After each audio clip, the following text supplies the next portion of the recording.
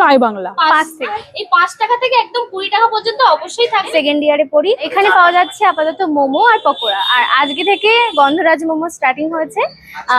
খুব কম প্রাইসের মধ্যে আমরা রেখেছি, মাত্র 40 টাকা চিকেন মোমো এবং চিকেন গন্ধরাজ মোমো। এটা কি পুরো নিজের হাতে তৈরি করা হয়? হ্যাঁ হ্যাঁ, মাটির ভাড়া ছোট আছে, 5 টাকা থেকে শুরু। 5 থেকে মাত্র 5 টাকা? হ্যাঁ, এটা কি এলো? এটা মোমো, গন্ধরাজ মোমো আজকে থেকে নতুন স্টার্ট হচ্ছে আমাদের কাছে। তিনটে চাপ আর তিনটে মাত্র 40। কি 40 টাকা? হ্যাঁ একদম 40।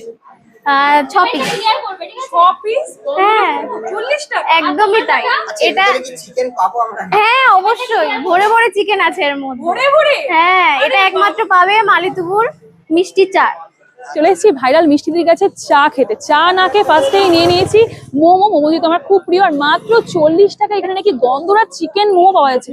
সিরিয়াসলি মাত্র 40 টাকায় গন্ধরাজ চিকেন মোমো, এটাও পসিবল? হ্যাঁ, একদম মিষ্টিদির কাছে পাওয়া যাচ্ছে মাত্র 40 টাকায় গন্ধরাজ চিকেন মোমো। আজ থেকে এটা স্টার্ট হয়েছে, তাই আমিও নিয়ে নিয়েছি 1 প্লেট গন্ধরাজ চিকেন মোমো। রয়েছে গন্ধরাজ চিকেন মোমো, জাস্ট এইরকম ভিতরে কিন্তু স্টাফিংস দেওয়া রয়েছে, একদম স্ম্যাশ চিকেন দেওয়া রয়েছে,